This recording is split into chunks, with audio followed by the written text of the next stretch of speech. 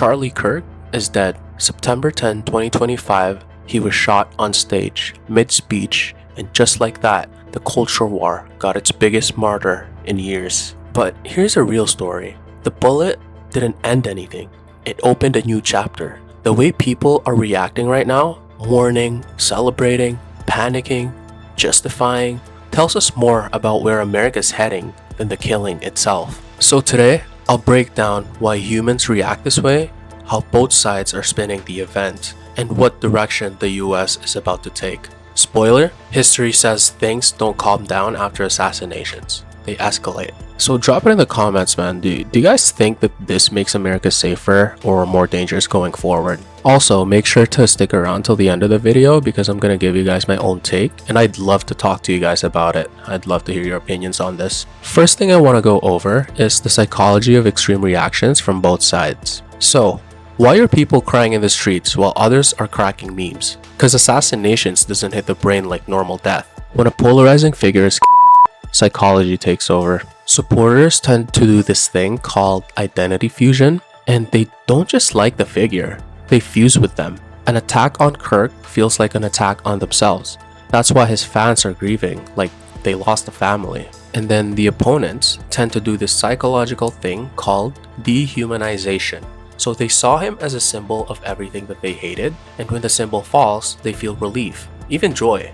I know it's ugly, but it's human. And then there's moral licensing. Some justify the by saying, oh, he deserved it. He caused harm. That mental trick makes celebration feel righteous. It's the same cycle we saw with Lincoln, with JFK, MLK, except now it's played out on Twitter feeds and TikTok edits instead of newspapers. And then there's the martyr effect. So here's where things get really dangerous. Assassinations almost never weaken a movement. They just martyr it. JFK became myth, not man. MLK's death accelerated civil rights. Even controversial figures get a sainthood glow after they're gone. For Kirk, the process has already started. Visuals, flags, memorials, his wife stepping in as a face of Turning Point USA, supporters reframing every one of his hot takes as prophetic words silenced too soon. The irony? Many who mocked him in life will now find it harder to criticize him in death. You don't debate a martyr, you either honor or avoid, and that's pretty powerful. Then I want to talk about why the split feels so violent. If you scroll your feed right now, you'll see two Americas staring back at each other. On one side, there's grief, anger, or call to arms, and they say that this proves the left will to silence us, blah blah blah. And on the other side, there's cynicism, even celebration. They say, good riddance bro, he spread hate, he reaped hate, he deserved it man. The split is so intense because of tribal thinking. Politics in 2025 isn't just policy anymore, it's an identity. It's red or blue, us or them, and when Kirk died, it wasn't just a man, it was a tribe being attacked. Psychologists call this the outgroup hate. The other side isn't just wrong, they're evil. That's why one side sees tragedy, the other sees justice. And the gap, it's where societies fracture, bro. And then there's the conspiracy boom. No assassinations ever stay clean. People can't accept randomness, man.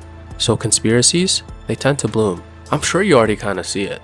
Some people say that the deep state silenced him or the right staged it for sympathy. Why do these theories spread? Because they give people a story that feels bigger than chaos. Humans crave narrative. But conspiracies aren't just background noise.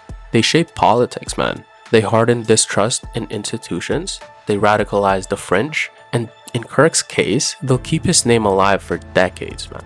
So where does America go from here? What's next? History says that there are three things that will happen to America at this point. And I already kind of see some of it starting already. First thing that will happen, if we follow the patterns of history, is security state expansion. Politicians will call for more security at events, harsher laws on violent speech, and stronger online moderation. This is actually really dangerous because it will be sold as safety, but there's a risk that it becomes censorship. And then the next thing is polarization on steroids. We actually already kind of see this one.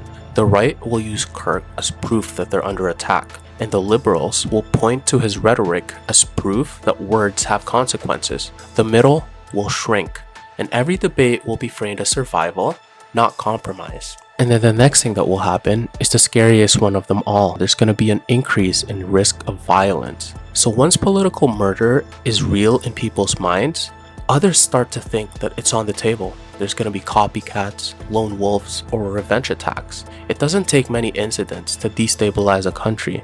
This is the gasoline effect. Assassination doesn't kill the fire, it spreads it. Kirk's assassination isn't the end of anything.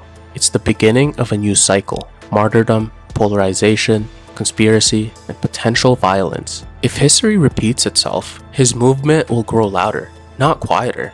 His critics will harden and not soften. In America, it edges closer to a place where political differences aren't arguments anymore. They're battles. And I'll be real with you guys, man. I agreed with a lot of what Kirk was preaching. Not every word, but plenty of it hit, bro. And whether you loved him or hated him, I found that celebrating his death was really disgusting, man. But I realized that that's also human. Humans have always cheered when the other tribe's leader falls. And that's what really saddened me, man.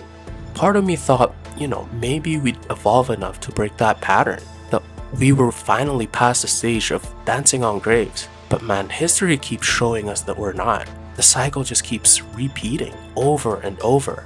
And here's the hypocrisy. The very party that brands itself as the most empathetic, the most tolerant, is out there celebrating a man's death over his opinions. That's not empathy, man. That's tribal vengeance wearing a mask. But here's a twist. Some on the left are already realizing how ugly this looks and they're distancing themselves. They see the celebration and they also feel disgusted because deep down, they know this doesn't just stain one side. This poisons everyone.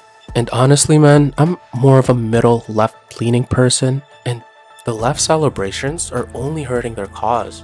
I actually agree with a lot of their policies, a lot of the change that they're fighting for. But this, bro, this undermines all of them.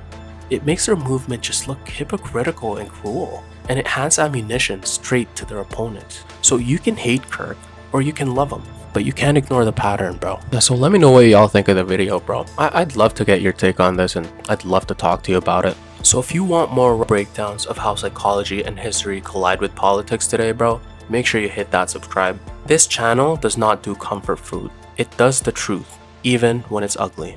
Especially when it's ugly. Alright, see y'all on the next one, bro.